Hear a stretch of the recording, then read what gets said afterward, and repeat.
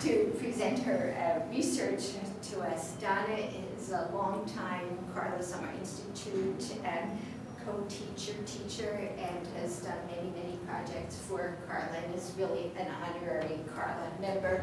And she's also the advisor to the assessment project, and she's here visiting, and so we're lucky enough to talk her into doing a presentation for us. So we're looking forward to hearing her research and the outcomes of the participation in the Concordia language villages. So, because I've worked my whole professional life at the language villages, when I decided to pursue a PhD, it was a natural for me to want to find out more about what makes the language villages work. And so what I ended up using for my topic was a program evaluation of outcomes. It seems obvious that we would have outcomes of participation identified for the villages, but we really don't. We know that kids leave happy. We know that kids leave with enthusiasm for language. And yes, and we have no real data for it. Our surveys that we do every year are satisfaction surveys on did you have a good time, did you make friends, was the facility comfortable, all of those things. But as far as real growth outcomes that we could talk about, we didn't have those. So this is very much a first step for the language villages to take and look at what we do. The context is Concordia Language Villages, and I identified it as a hybrid model, that it really is the environment of a summer camp combined with what it would feel like if you went abroad. And that is a unique combination that is hard to find lit reviews about. Briefly, the villages started in 1960 with Erhard Friedrichsmeyer and Jerry Huckabo, who went on a fishing trip. Jerry had been in Germany for 4 years with his kids, saw that his kids came back and could speak German and had fun doing it. Looked in the classrooms at Concordia College and saw kids learning German and wouldn't have said that they were having fun doing it, and that it was a lot of written work.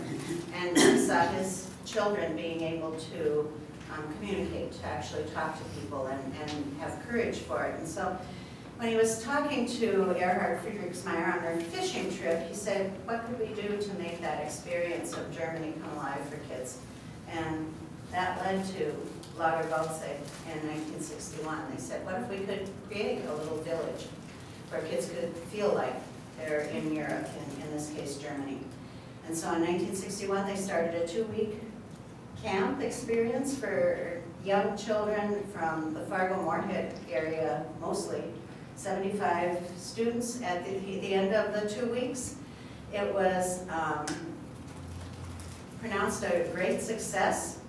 At that time they were students, campers, went home happy. They were enthusiastic. They said, when can we go back? We want to learn more German. And that's exactly what Jerry wanted to hear. We want to learn more German. We love the experience. And so today we have now 15 language villages. We have a permanent site in northern Minnesota. And we have some of the villages that then are architecturally authentic in that process. When the villagers is what we call the campers now in our development of the program, they cross the border. They are leaving the hubbub of daily life and coming into a camp setting where they have a passport, so they have to have their passport stamped to show that they're going into another place. They pick out a new name and wear a name tag so that they can become a new person, whoever they want to be, and choose a variety of activities, turn in their money, and get the currency of the country where they're learning the language, and life begins. Their whole experience then is done in the target language. That sometimes people come to the villages and say, but I'm hearing those villagers speaking English. And we say, yes, that does happen. And it's something that we work at all the time to minimize their English and build up their target language. The staff stays in the target language unless a villager is injured or emotionally distressed, if there's an emergency situation. So the immersion really comes from the staff surrounding the villagers in language, and hopefully the villagers catch the spark and want to try to use as much language as possible. So everything that they do, from cleaning to eating meals to going to a store to shop to cabin time, tries to happen in the target language. They learn language by doing sports like they would do at a Y camp or a Boy Scout camp or Girl Scout camp, from soccer to learning to play guitar, to line dancing, outdoor activities, all in the target language. So if you think about that, you're going to already know the results of one part of my study, which says, guess what the kids feel they make the most progress in? Listening and understanding the language. Because there are so many concrete experiences that they have, and because they're being surrounded in that language, it makes a big difference in their listening comprehension. Plus, it's not like my students who had me, and then they had me, and then they had me. And so they learned my accent very well. And then we had some authentic sources, but that real person, that real model was me all the time. And at the villages, they have so many different models. And the other part, which will be come up with my results from the study, is that we call ourselves a language and cultural immersion village. And I'd like you to keep that cultural piece in the back of your mind too, because I'm challenged with the results of my study to say, what culture are the kids learning about while they're here? You see some examples of the various programs. The context for this one, I thought of, Jerry Huckabo, 1960, 1961, talking about the need to encourage American youth to learn languages. It really is an ongoing challenge for all of us who are in second language acquisition, from the pre-World War I, when we had over 80% of high school students all studying language, to today. And there have been rises and falls, but ending up with about 38% of high school students. And that's not a hard and fast figure, because many states don't take statistics on how many students are in language programs, because it's not a tested area, and so they don't collect the data. So the best guess, most recently, is that we have about 38%, I believe, is what that shows. So thinking of that, thinking about how the language villages started with 1 2-week session in 1961 and has grown to over 4,000 kids who travel to northern Minnesota in the summer to teach languages. And you want to know why are they growing when it's such a struggle for languages in our schools across the United States. There again is the problem. No formal documentation of outcomes of participation in the village's summer program exists to help us understand what the takeaways are in a way that we can tell parents, we can tell stakeholders, people who are interested in second language acquisition, that this is the package that the villagers get when they're at Concordia language villages.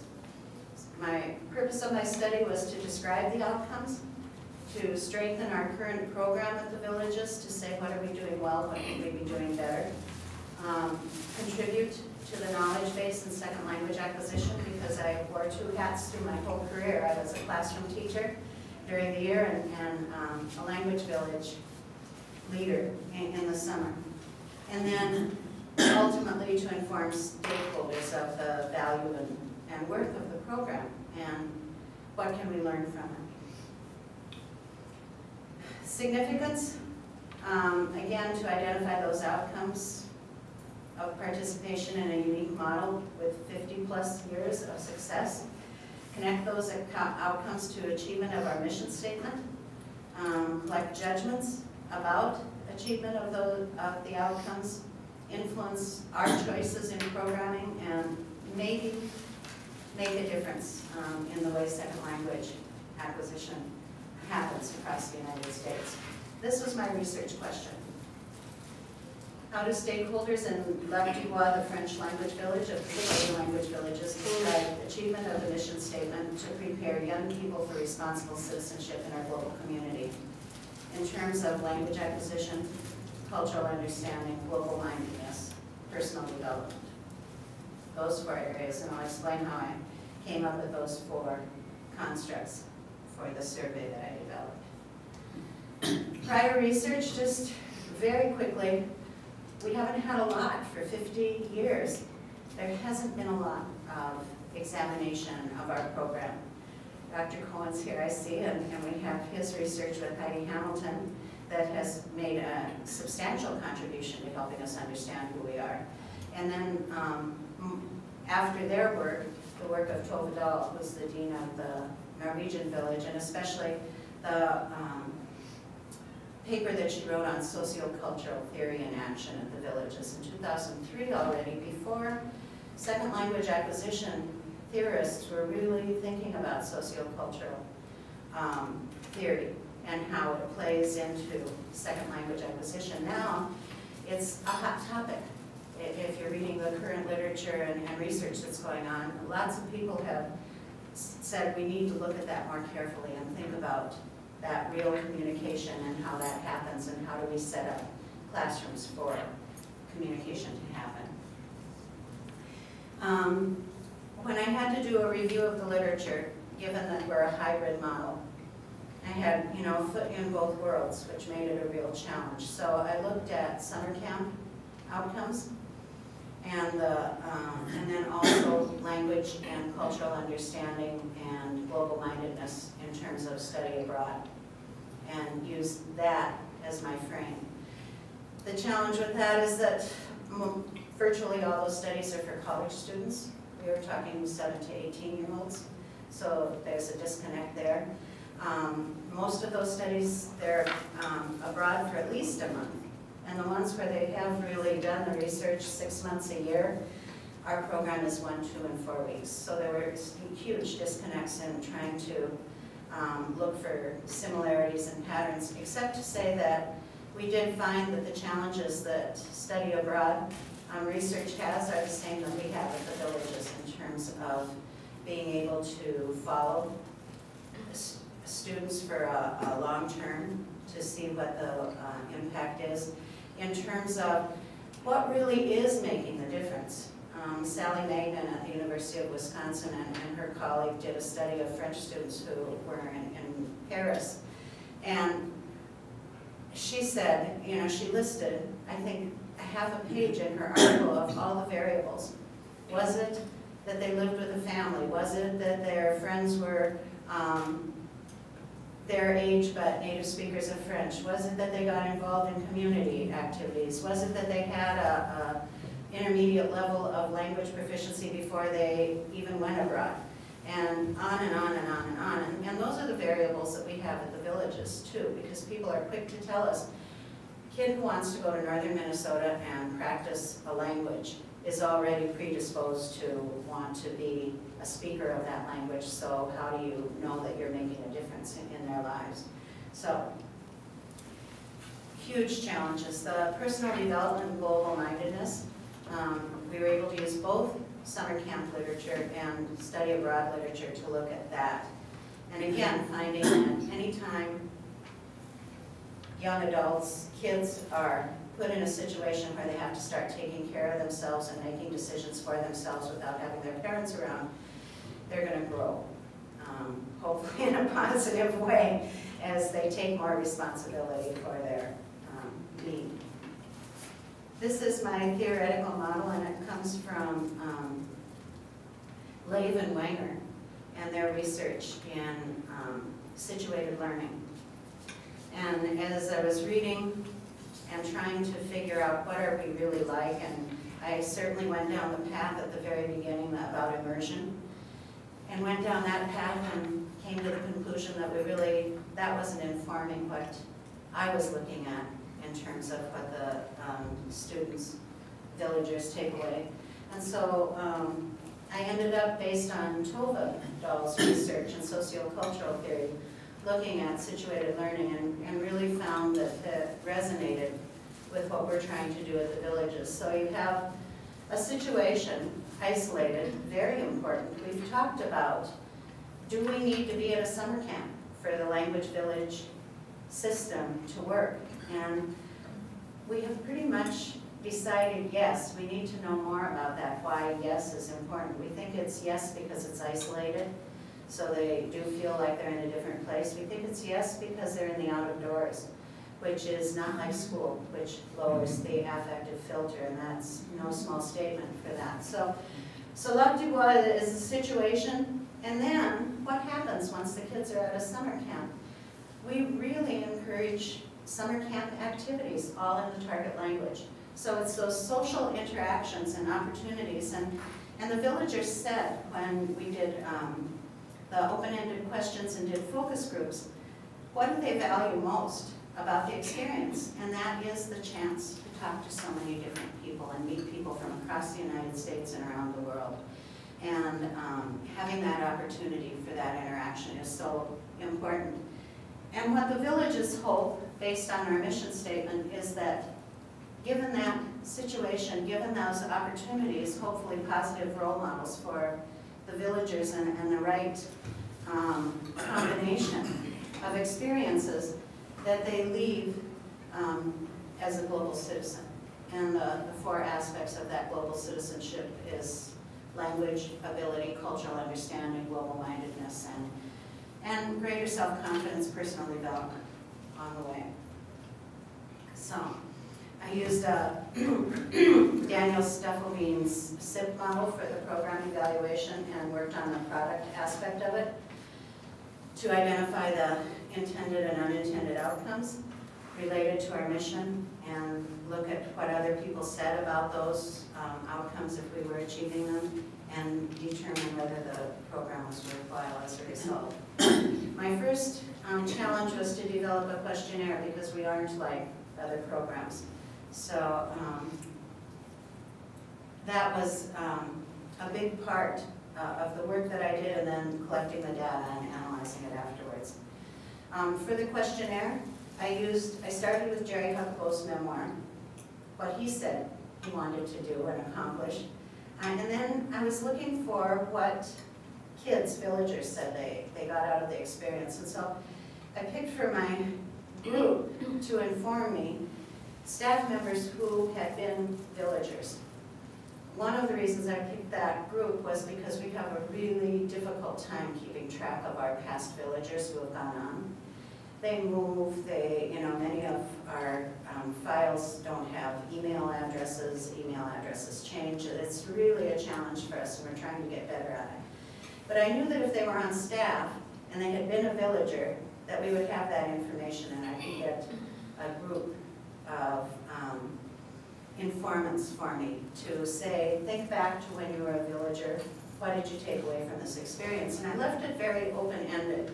We know as leadership of the villages what we hope the kids take away, and we can talk for hours about that, but I really wanted to hear what the villagers said.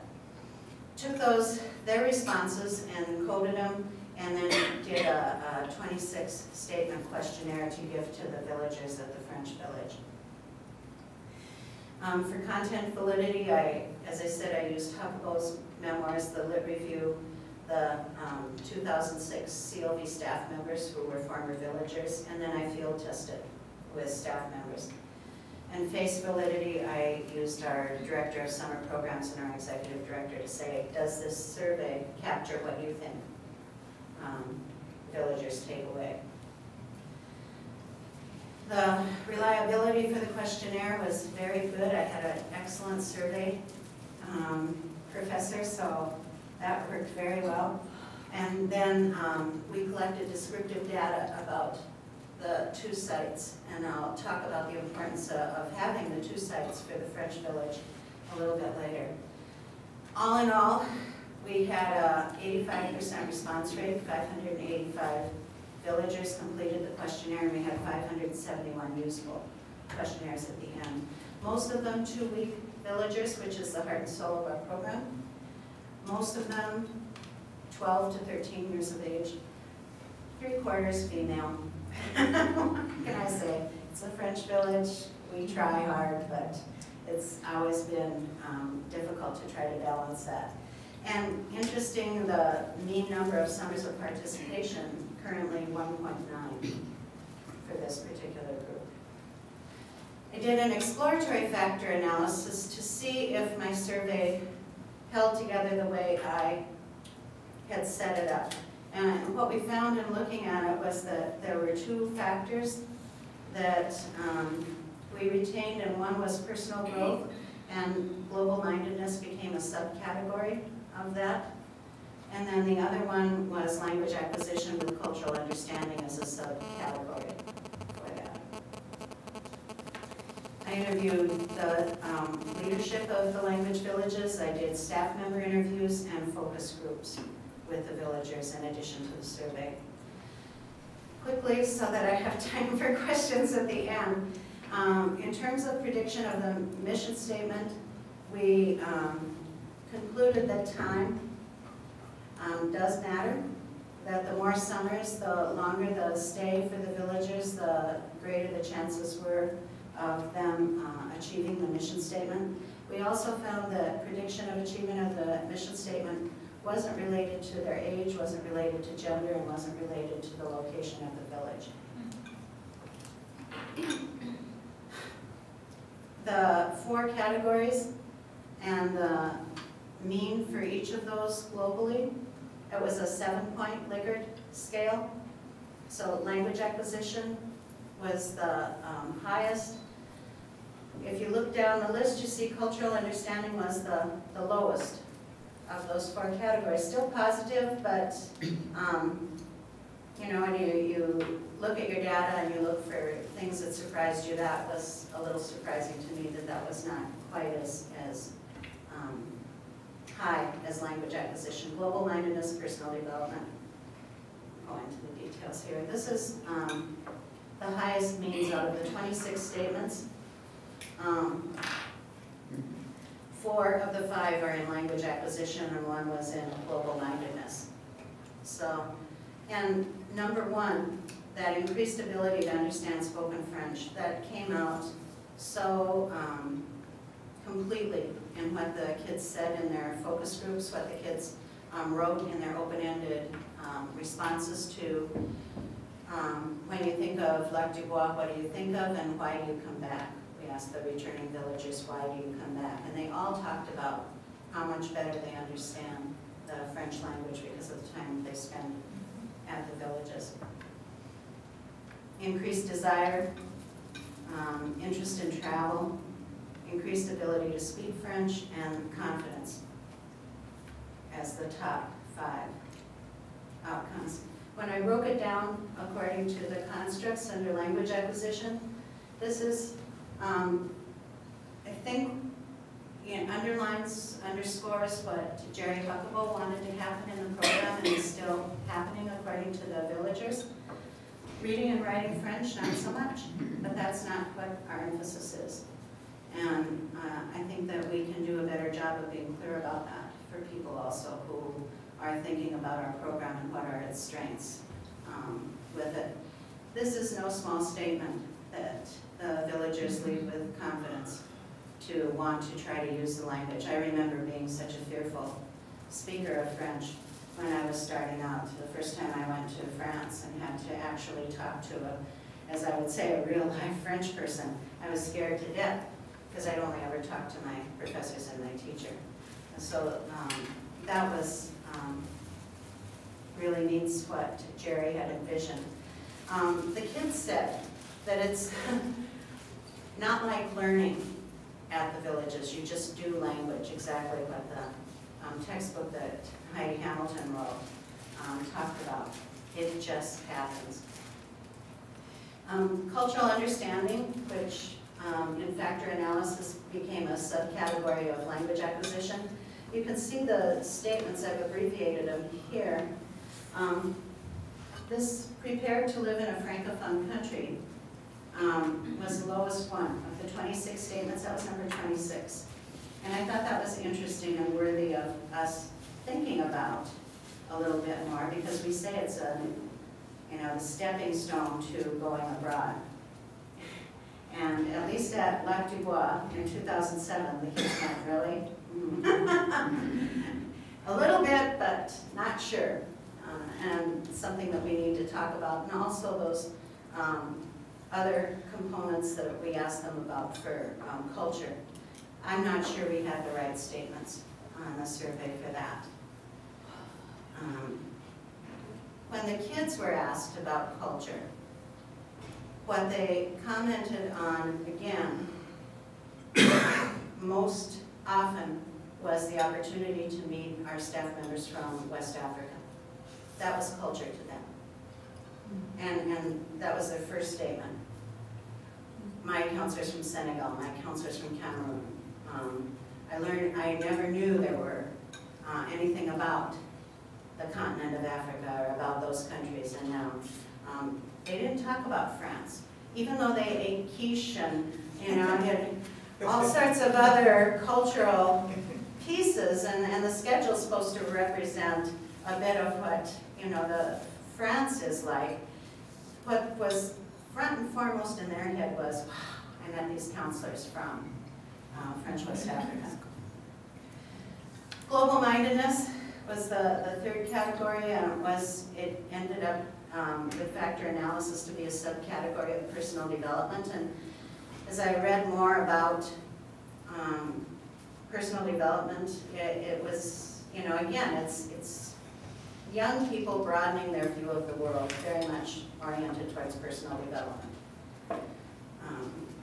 These are some of the things that we try to do to help kids. We have a model UN, we have a environmentally responsible bio house. We have Captain Planet that talks about being kind to the environment every day at the French Village. Personal development, self-confidence, trying new things, listening with an open mind. All were positive results of that experience. Oops.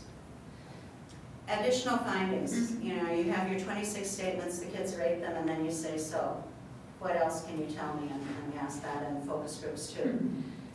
Number one, by a long shot, this is fun. I didn't ask them a question about how fun is it to come to Lac du Bois. They volunteered that. And, I think it says a lot about what our program does in terms of motivating students, helping them understand that they can do language and that it's fun when you can communicate successfully. It doesn't have to be a burden to learn another language. So fun was huge. I'll do a little bird walk and say that my statistics professor, which I would not have always associated with fun when I was going through my program, was really intrigued by this whole finding, because he works with Milwaukee Public Schools a lot, and he feels very sad that he doesn't think learning is fun for a lot of students anymore. And he said that's worthy of pursuing and saying, how do you instill that joy of learning, that fun in classes? He was very interested in exploring this finding in more detail, trying to gather more data about it. The other finding that was unexpected for us was really that the site didn't make the difference. We have parents who are very interested in knowing where their children are going to be learning the language. And when they look at the difference between Lac du Bois Bemidji and Lac du Bois Hackensack, this is an old girls' camp that is, built in the 1920s without electricity, without hot running water, and then they have what we call the Holiday Inn version of Lac du Bois.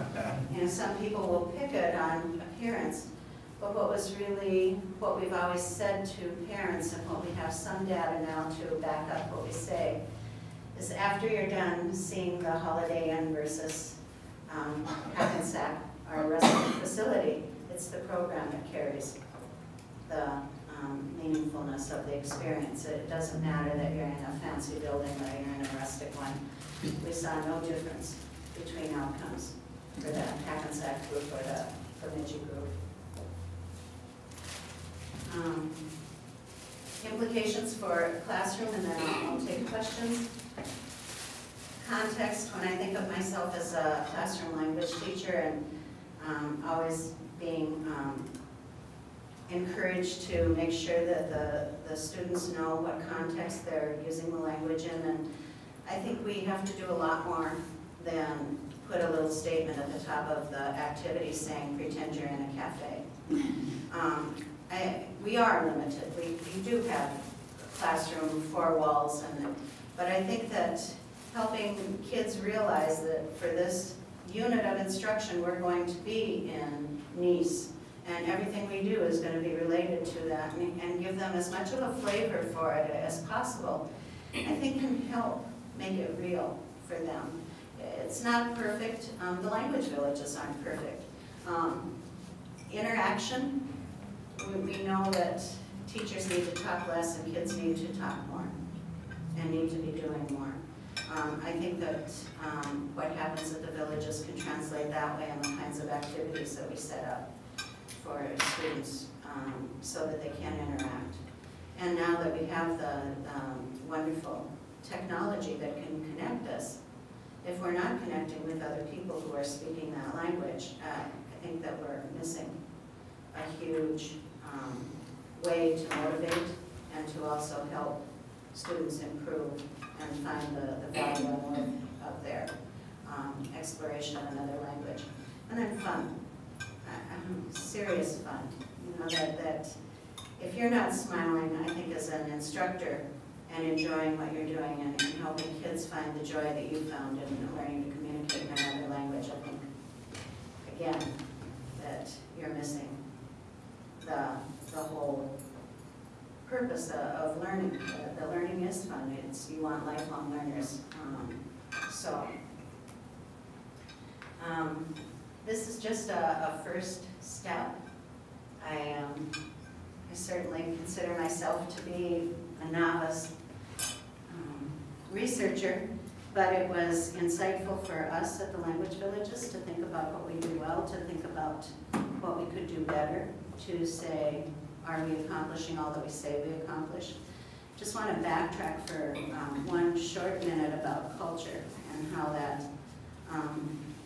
rated lowest on the 4 constructs. And it's made me ask a lot of questions, especially about the French village, because the French village isn't just France. It's French West Africa. We have staff occasionally who come from French Canada. We have staff who come from Haiti. What is that French culture that we're giving the villagers? And I thought of my classroom.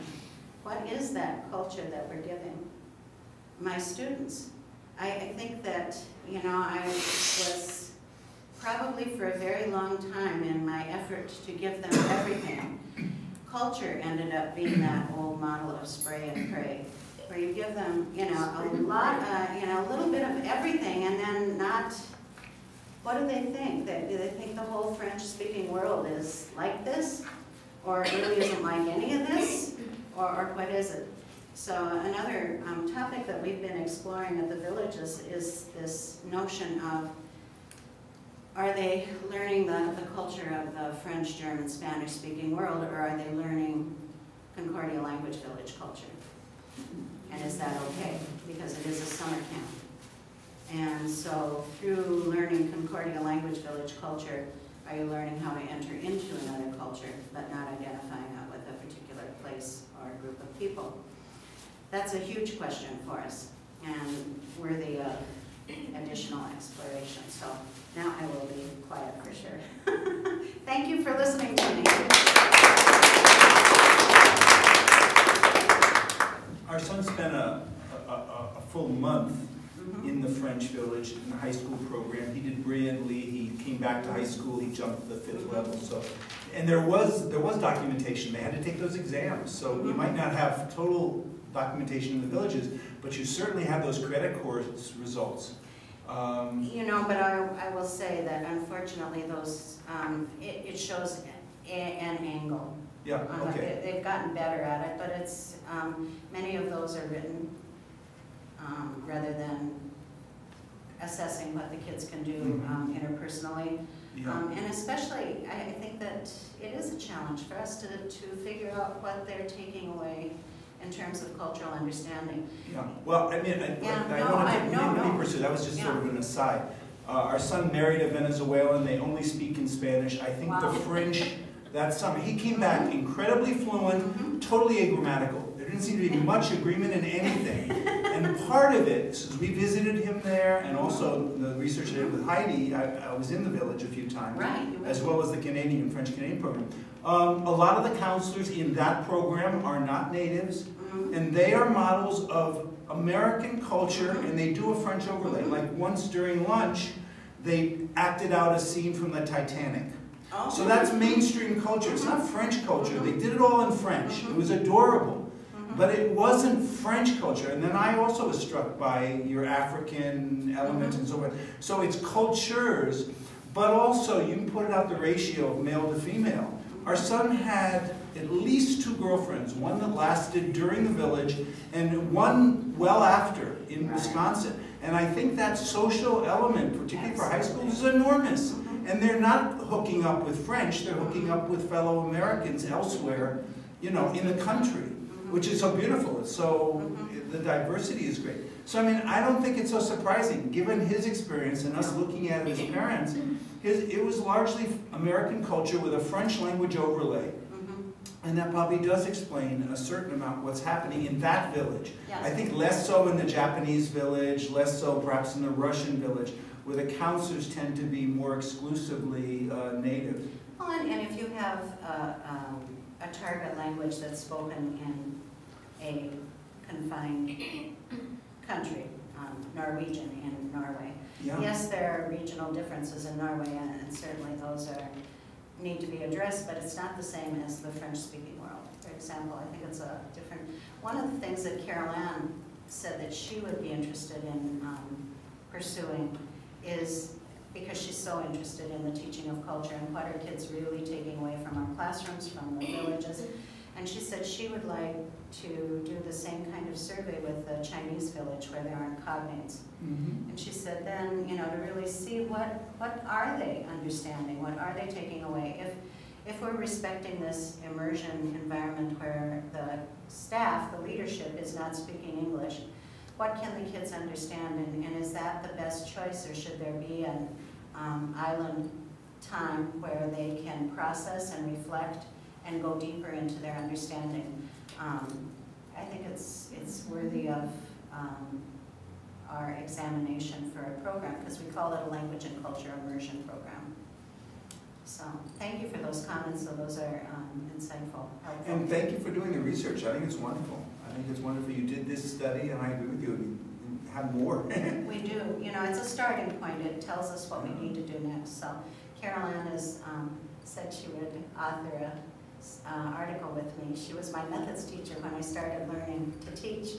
Carol Ann Dahlberg. For those of you who don't know, I talk about Carol Ann, my friend, Carol Ann Pessela Dahlberg. So she was on my committee, and it's been really fun to... The one piece I regret, and I'm in touch with Toby Dahl right now, we did a summer strategy immersion intervention with those Norwegian high school accredited kids. And unfortunately, it was in the hands of a master's student who never completed, but we have the data, and Toby's aligned with me. We get those data out, because I think that's another piece, the intervention piece, having some impact on the way the kids behave around language, and it could be culture as well, rather than just describing what they do left to their own devices. Right. So, I thought it was interesting about the statement about I feel prepared to live in a francophone country, and I think because of the variety of staff members and where they come from, and when you said maybe the question wasn't, or maybe the preconception with which the students or the campers answered that, they were thinking of perhaps Senegal as opposed to France, and maybe part of their answer too was influenced by their age. Am I prepared? Right. Right, and I'd say one of the things I'm thinking about too with this whole, with France, the French village being as diverse as it is that until the villager actually goes to one of those countries, for them to be able to sort out what they did that was camp, what they did that was CLV, what they did that was, oh my gosh, they actually do this in France. I had no idea. I think that it is, until they actually have that experience, it is a summer camp experience for them. And my thought there was maybe they simply acquire a more realistic notion of what it means to go and live in another country. And that's very which interesting. is a positive, could be a positive thing. Yeah. They don't have illusions about. No, but it's so cookie cutter, you know, that everything is. Yeah, a couple of things. I mean, on a cultural front, the whole idea that they're exposed to a variety of representatives from French-speaking cultures is a really enriching sort of an experience, rather than thinking there's a French culture. But the other thing that I found really interesting, particularly here at the very end when you said something about the interpersonal communication that takes place, one of the hardest things that we find teachers kind of come to terms with is the identification of interpersonal tasks. You know, particularly we're very much involved with, in a teaching context, very much involved with either having students interpret texts or present ideas, but and to identify what that interpersonal element of the communicative process is I mean, it's something I think we could certainly learn a lot from in your experience. That's where the 24/7 environment helps us so much. You know, because I think that, you know, if we could track the, you know, amount of time that a villager's brain is engaged hearing the language and thinking about it, whether they're actually saying something or not, versus what happens in my classroom where the bell rings in 50 minutes, and I really don't want to know how much they're really engaged in. You know, just because it's, you know, that it's so short, you know, that it really, it's easy not to be forced to change that mindset as hard as we work to have that immersion environment so that they have to interact. I think your point is really well taken, and one of the things that I want to do this summer as far as training our staff members is to really talk a bit more about the situated learning, because they talk about it as being an apprentice, and it really does acknowledge that listening phase where you listen and observe and gradually start doing and then gradually start speaking about what you're doing. And it, you know, it's what makes sense for us. And I don't know, I think we could be a little better prepared intentionally in our minds as counselors in the program to maximize that experience for the kids. So, very well taken point. I think this is an area where the immersion kids in the immersion schools and your kids share some common ground is in the listening part. Just the being surrounded by so much language and struggling to figure out what are they saying. And I have a story about my child who went to Adams Spanish Immersion School in first grade, and after she'd been there for about 4 weeks, I walked by her room at night and she was talking in her sleep, and she was saying, no, she wants us to open the puerta. Right, so even in her sleep, she was trying to figure out what the heck does she want? Right. So I do think that's a huge piece for both immersion schools and for your language village students, that the listening is huge. It's huge. And that comes first, really. It has to. Piggybacking off on that, I thought it was interesting that the listening comprehension and self-confidence issues would surface as big deals, because those are two really consistent findings in immersion programs, that is listening comprehension.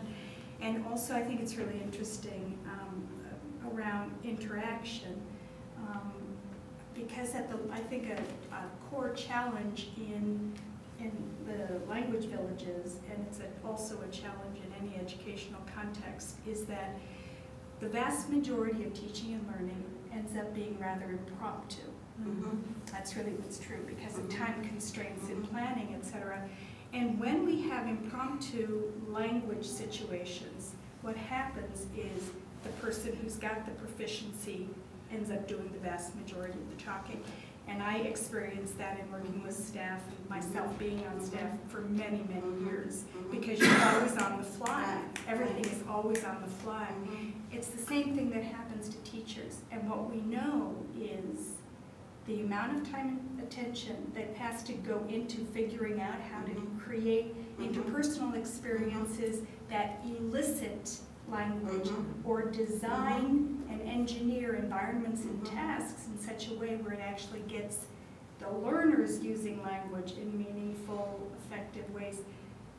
We run up against the wall. So that whole staff talk less, villagers talk more. I mean, it's our classic finding, and I think that impromptu piece is really a piece of it. And then the other thing, I really struggle around the idea of fun.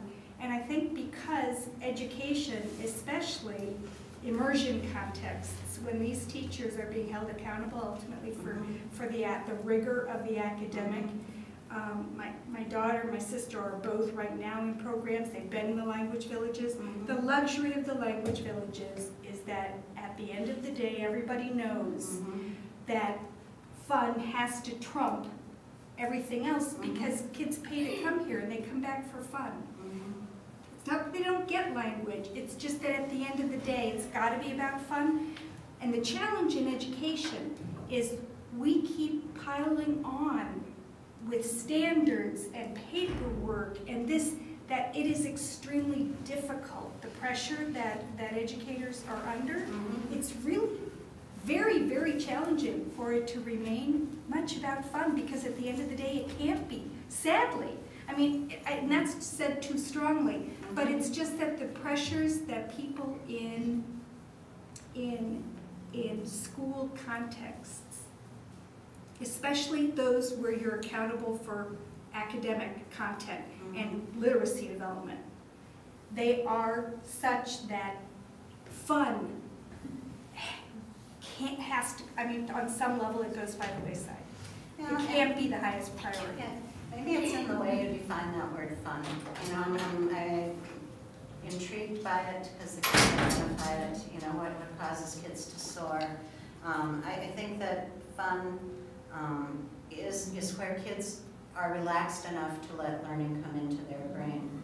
Any feedback on that wonderful volume that Heidi did with colleagues at their Language Resource Center based on our survey work? And doing foreign language? Yeah, because I mean that whole book is taking the magic of Concordia and saying these are principles that could be applied to a language classroom and work effectively. Is there any feedback on how that was received in the field and what people have done with it, and whether they've been able to put that magic into classrooms?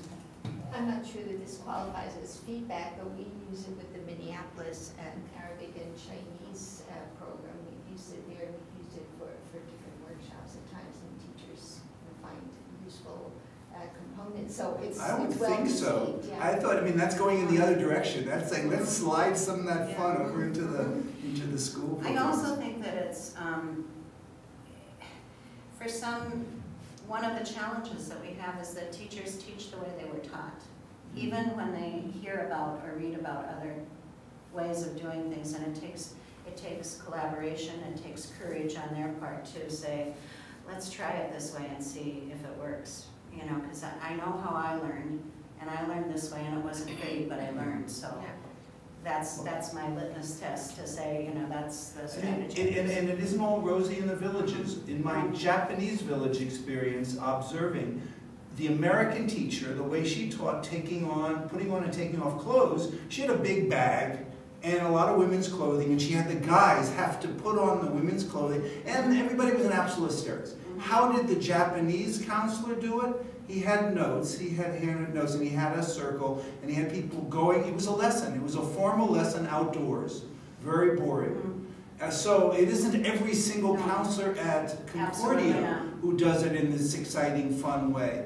And maybe that's a good point, that this is a Japanese, more traditionally minded teacher or counselor doing it the way he felt comfortable doing it. So that's another issue. That's trusting the process. That's hard. I was just going to say one other thing that is the added piece of this interaction is that in Sally Magnan's research, one of the things that she found out from her students was that the students who made less progress in their oral proficiency than the others were ones who spoke French, but with fellow Americans. Oh, because, you know, we want to put kids together, and yet they need those. That's one of the beauties of the language villages when we have enough native speakers, is that they have that multiple good models. I wanted to comment just on the fun aspect. I think when we use the word joy, which you also used, that's a whole different context. Joy is diminishing in the public schools when I work with the K-12 teachers. There's an atmosphere of, it's not too strong to say oppression. And it's not. It comes from the leadership to the teachers and from the teachers to the students. And it's very hard to find joy. And joy is a critical component of learning. Joy doesn't just mean fun, which people equate with entertainment. But joy is taking on a really challenging task, persevering, working hard, achieving that, having success. That is joy, you know, on steroids. And that's what I'm feeling right now.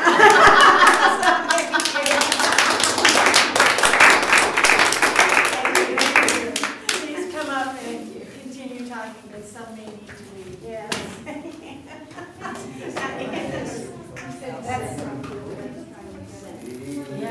Yeah, and I stopped using that word when I'm talking to teachers, when I'm talking to students.